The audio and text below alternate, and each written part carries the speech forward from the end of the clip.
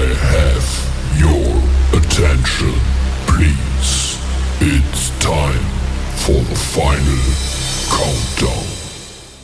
The show starts in 10, 9, 8, 7, 6, 5, 4, 3, 2, 1.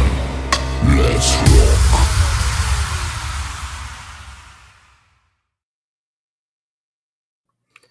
Welcome, everyone, to the Asylum with Harley and Lisa. I'm your host, as always, Harley, joined by the beautiful Lisa. And this week we have, she is one of my favorite authors, guys. And I got her to come on, get her to come on. How are you? I'm okay. I'm currently in the Okay, top so writing my 10th book. I Nice. currently have two of her books, guys. These are ones that I've read that she's got. Reckless, and this is my absolute favorite one. And that's a series. There's like 6, I think, in the series. Am I right? There's 6 in the series. Mm-hmm. Yep. And then The make sixth her one is the one I'm working on right now. yes. Okay, so I got some questions for you. Okay, how do you process into book reviews? Well, the way I know this is very odd. It's very rare that a negative book review. Most of the people that read my books and don't like them just don't leave a review. But whenever I do get them, I keep in mind the fact that not every book is for everyone. And if they didn't like it, I'm glad that they're not going to be reading any more of my books because I don't like the idea of people reading one of my books. Obviously, my writing style or what I choose to write isn't for them, and then picking up another one expecting it to be different because my writing style doesn't change and I always write the same sort of books. Yes, your writing is for a very specific breed of woman. It's Thank a you. very specific, and she started out on TikTok. This is where I found her, was on TikTok, and they call it smut talk.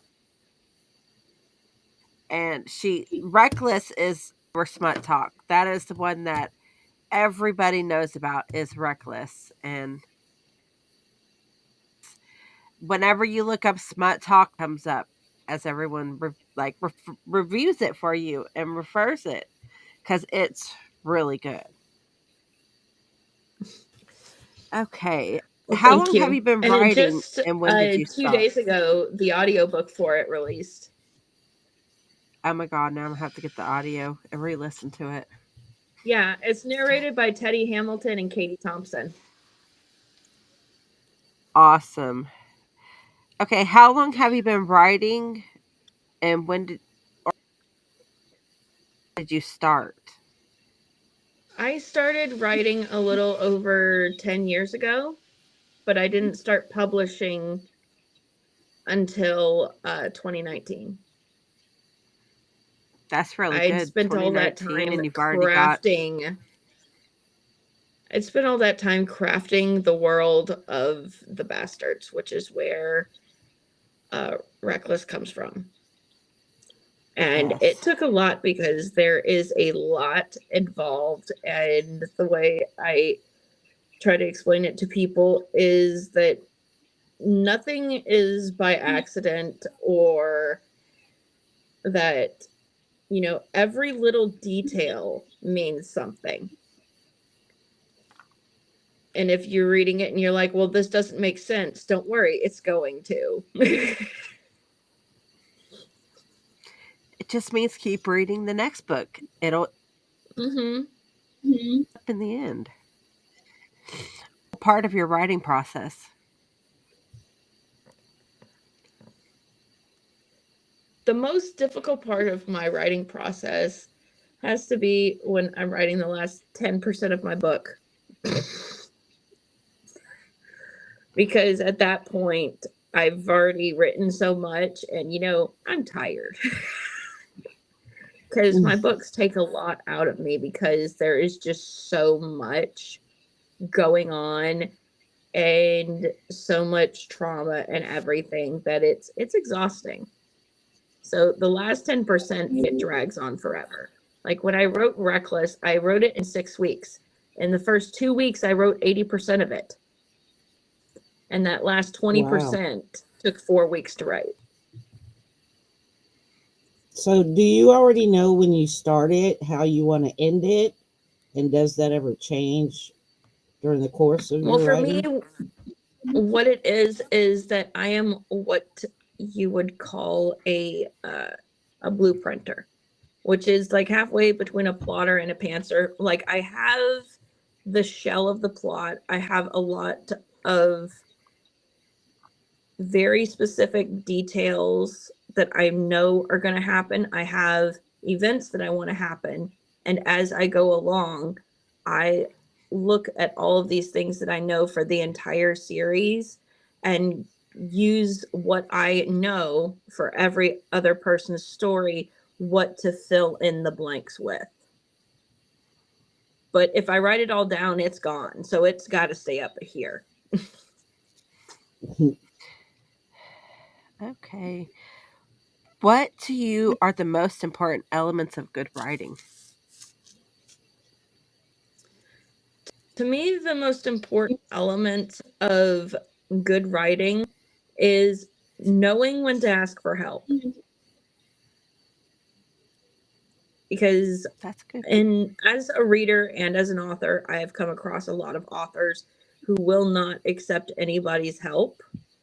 Like recently, I got an art copy of a book, and there were just so many plot holes, so many things wrong with it that attached back to the rest of the interconnected standalones to this book. And I contacted the author. She didn't want to hear anything I had to say. I even offered to compile her a long list of all the plot holes so she could fix them.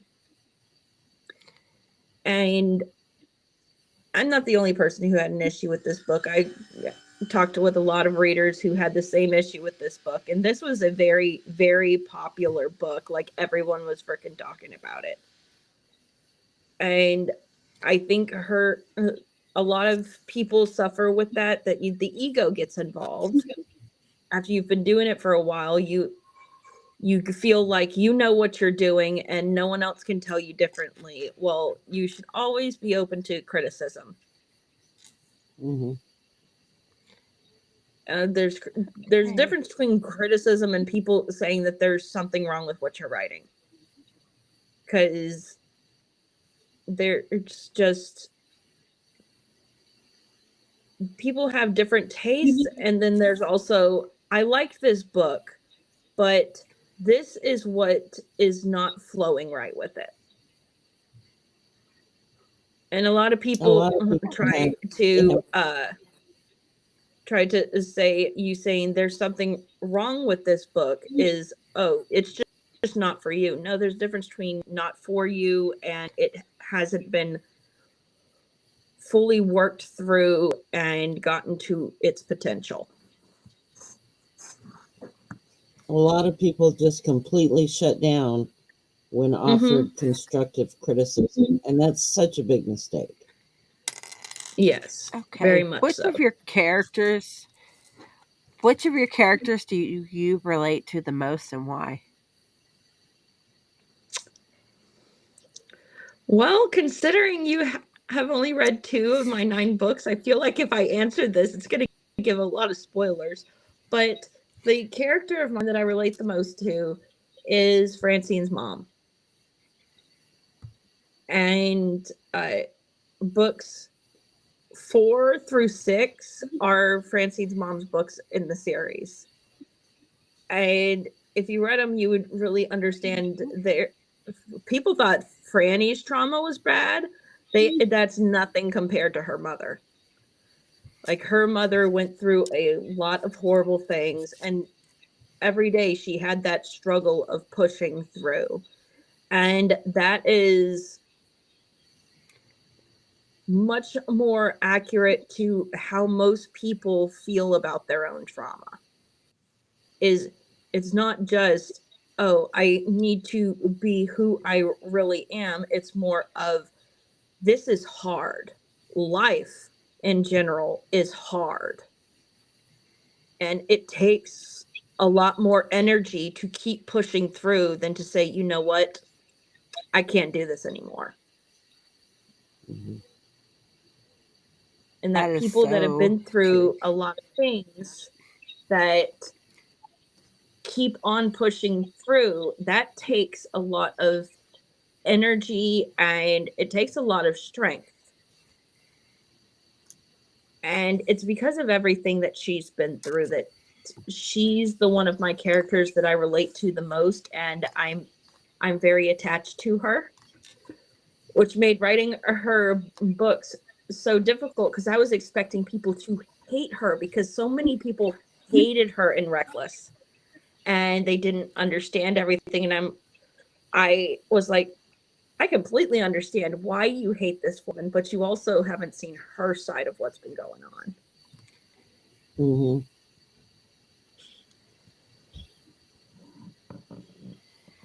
okay. How did you come up with the title of your first book? Ooh.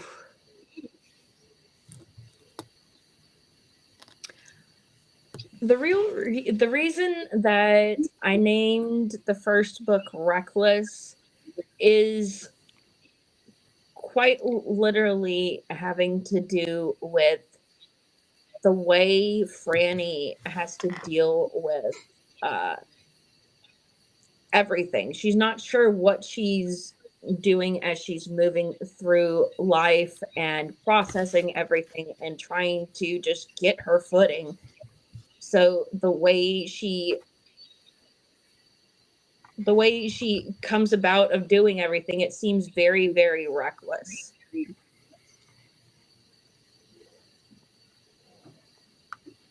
That's awesome. Okay, That's if you could relatable. meet, yeah, if you could meet your characters in real life, what would you say to them?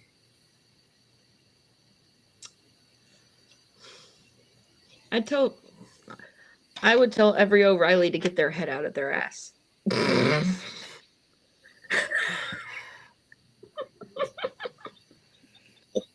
I have plenty of friends who would agree Nice. with me on that.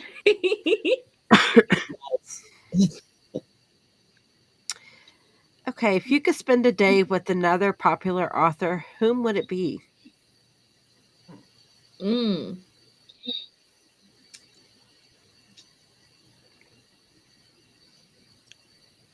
that's a difficult one.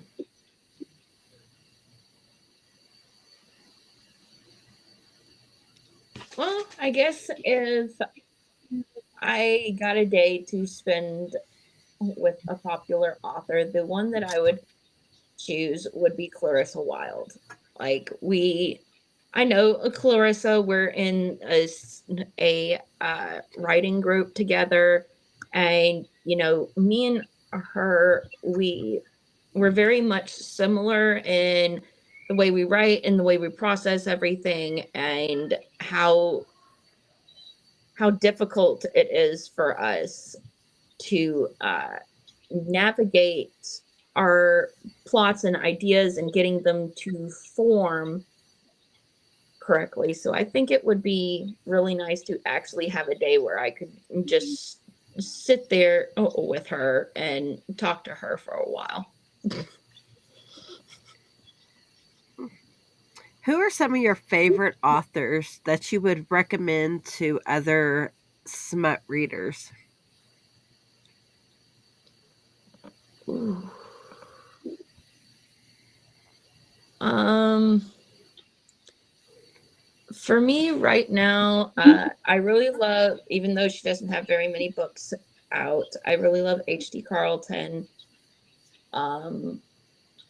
I've also really I've been enjoying some S.J. Tilley books and Emily McIntyre, and though some of them aren't really, smut heavy, I'm one of those people that I can go without smut, but I can't go without plot. Which really Exactly. narrows the uh the books that I'm able to read.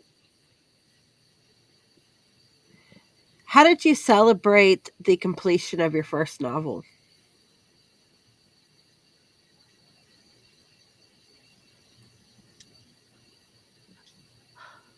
I celebrated finishing Reckless by taking a week off. That's a good that's celebration that's right our little there. ritual that anytime I finish writing a book, I have to take off from writing for a week, and that that's painful. Did you do a little happy dance though? When I finished it, I literally just sat there and stared at the screen, and I'm like, "Really? I'm actually done." That didn't take nearly as long as I thought it would. Wow, that's impressive though. Mhm. What advice would you give to new and upcoming authors who are stuck and not knowing where to turn or how to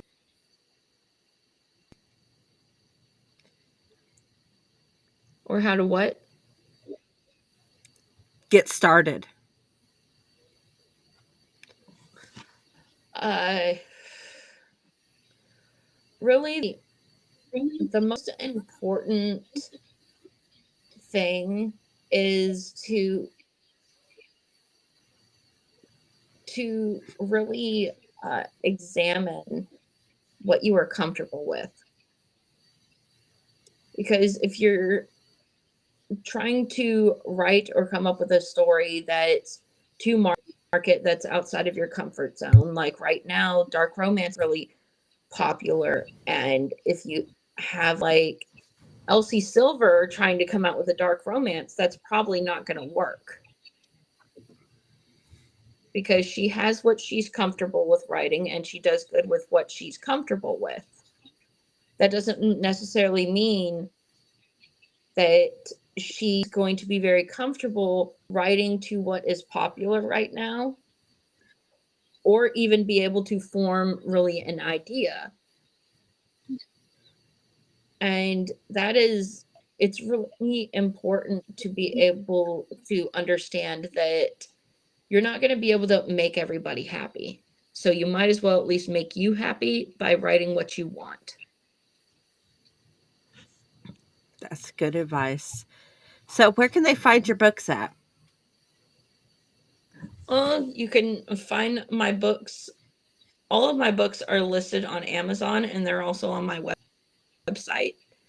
I do signed copies on my website and I also have the ebooks available there, and they are the same price as everywhere else. That way people who actually want signed copies don't have to pay a whole bunch more than if they just bought a regular copy from Amazon.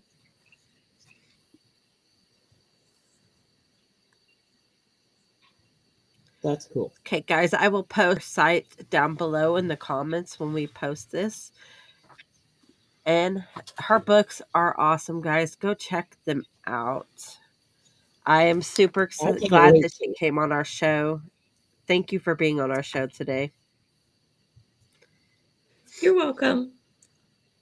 Glad to be here.